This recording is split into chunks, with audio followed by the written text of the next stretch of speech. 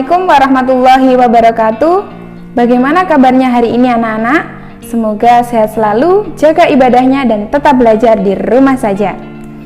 Marilah kita awali pembelajaran hari ini dengan membaca basmalah terlebih dahulu. Bismillahirrahmanirrahim.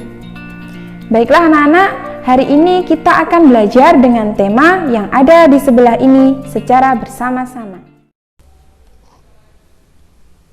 Anak-anak, hari ini kita akan belajar tema 1 pertumbuhan dan perkembangan makhluk hidup dengan subtema 3 pertumbuhan hewan. Pembelajaran ketiga dan 4. Jika pada pembelajaran sebelumnya kita sudah belajar tentang hewan ayam, kemudian hewan kuda, dan juga hewan kucing, hari ini kita akan belajar tentang hewan ikan. Ikan itu merupakan salah satu contoh makhluk hidup. Ikan bernapas dengan menggunakan insang. Ikan bergerak dengan cara berenang menggunakan sirip. Bentuk dan jenis ikan yang beraneka ragam dapat menjadi sumber ide dalam membuat sebuah karya gambar hias bermotif hewan. Nah, karena di sini hewannya itu adalah ikan, jadi gambar hias bermotif ikan itu adalah gambar ikan yang disederhanakan. Meskipun disederhanakan, gambar hias tidak meninggalkan bentuk aslinya. Bentuk dan warna pada gambar hias terkadang memang berbeda dengan aslinya, namun kesan gambar aslinya masih tetap ada. Keindahan gambar hias terletak pada warnanya, kemudian garisnya, dan juga bentuk motifnya.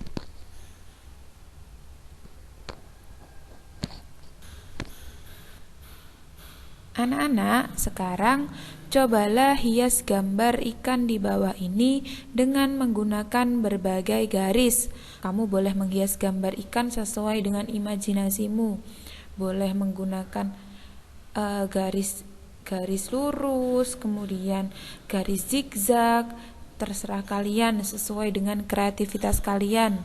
Jadi silakan kalian gambar di buku gambar kalian dengan ikan berbentuk seperti ini. Kemudian jangan lupa diberi warna semenarik mungkin ya.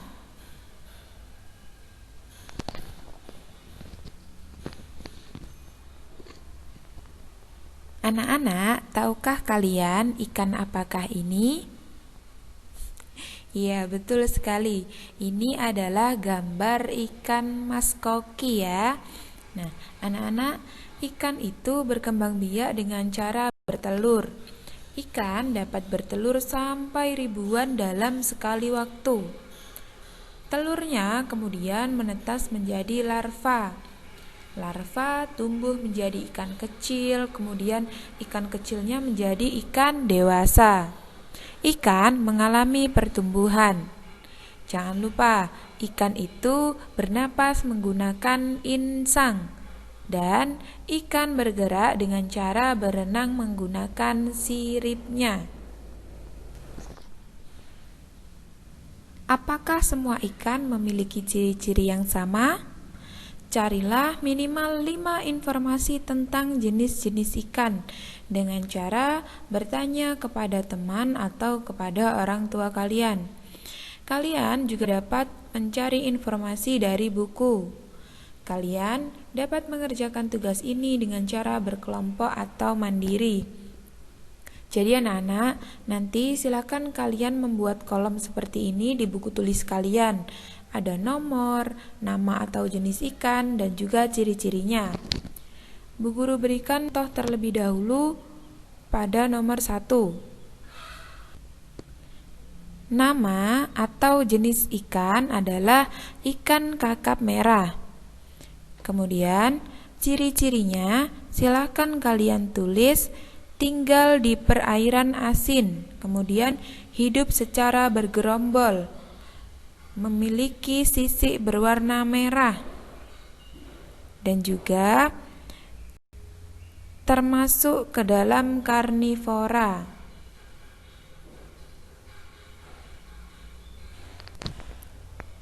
Nantinya silahkan kalian lanjutkan nomor 2, 3, 4, dan 5. Anak-anak, jadi jenis ikan itu ada banyak ya. Ada jenis ikan yang untuk dimakan, kemudian ada juga jenis ikan untuk hiasan. Nah, ikan hias itu biasanya disimpan di dalam akuarium. Banyak orang yang menjual berbagai macam ikan hias. Nah, sekarang mari mencoba berlatih menghitung jumlah ikan hias yang dihasilkan oleh sebuah peternakan. Sebuah peternakan ikan hias dapat menghasilkan 120 ekor dalam waktu 1 bulan, Berapa banyak ikan hias yang dihasilkan peternakan tersebut dalam waktu 2 bulan? Peternakan menghasilkan 120 ekor ikan hias dalam waktu 1 bulan. Dalam waktu 2 bulan, banyak ikan hias yang dihasilkan adalah berarti 120 ditambah 120 sama dengan 240 ekor. Nah, dalam perkalian ditulis 2 dikali 120 sama dengan 240. Nah, berlaku sifat pertukaran. 2 dikali 120 sama dengan 120 dikali 2. Sama dengan pembelajaran selanjutnya ya anak-anak. 120 itu sama dengan 1 di sini sebagai ratusan. Berarti di sini 100. 2 di sini sebagai puluhan, 20. Kemudian kalikan masing-masing bilangan dengan 2.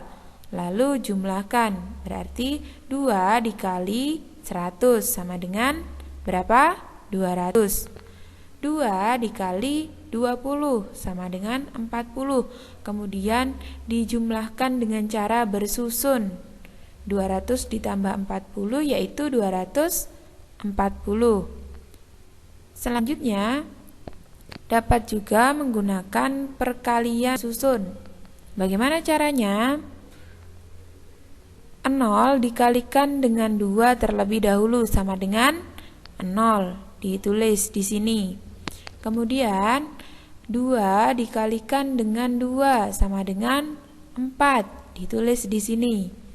Dan terakhir 1 dikalikan dengan 2 sama dengan 2. Jadi banyak ikan hias yang dihasilkan peternakan tersebut dalam waktu 2 bulan adalah 240 ekor.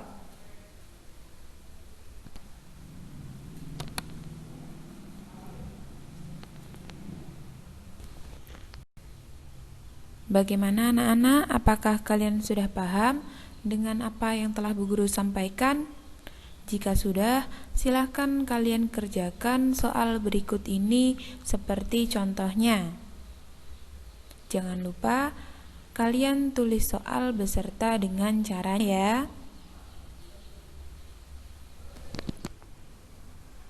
Anak-anak, kamu sudah mempelajari pertumbuhan hewan. Kamu juga sudah mempelajari perkembangbiakan hewan. Hewan berkembang biak dengan cara yang berbeda-beda. Setiap tahapan perkembangbiakan hewan juga berbeda-beda. Sekarang, coba kalian amati gambar ini. Di sini ada gambar telur ayam, kemudian ada gambar anak ayam, dan juga ada gambar induk ayam. Nah, di sini juga ada gambar kupu-kupu anak-anak. Nah, ini adalah gambar daur hidup kupu-kupu. Gambar di atas menunjukkan daur hidup kupu-kupu. Setelah beberapa hari, telur kupu-kupu menetas menjadi ulat. Ulat memakan daun-daunan sehingga tubuhnya menjadi besar. Ulat mencari tempat untuk berdiam diri dan membentuk kepompong. Setelah itu, tubuh ulat berubah menjadi kupu-kupu. Semua makhluk hidup memiliki daur hidup. betapa sempurnanya ciptaan Tuhan. Ada banyak jenis kupu-kupu yang dapat kita temui di sekitar kita. Ukuran kupu-kupu ada yang besar, ada yang kecil, dengan bermacam-macam warna dan juga motif. Mari mencoba menirukan gerak sesuai tahapan daur hidup kupu-kupu. Silakan kalian lakukan pemanasan terlebih dahulu. Ikuti gerakan sesuai gambar ya. Yang pertama yaitu posisi tidur terlentang sambil mendekap kaki dan badan. Seperti ini. Ini adalah contoh dari gerak telur. Kemudian posisi badan merangkak seperti ini. Ini adalah contoh gerak ulat. Kemudian posisi berdiri, tangan mengepal dan disimpan di atas kepala. Salah satu kaki diangkat menyerupai gerak menggantung pada pohon. Seperti ini ya. Ini adalah gerak kepompong. Kemudian posisi badan berdiri dan tangan terbuka. Kemudian bergerak seperti gerak kupu-kupu, berlari sambil melompat-lompat.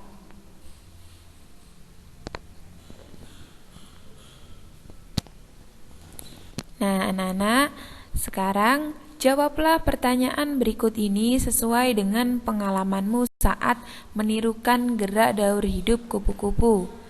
Silakan kalian tulis soal beserta jawabannya di buku tulis kalian.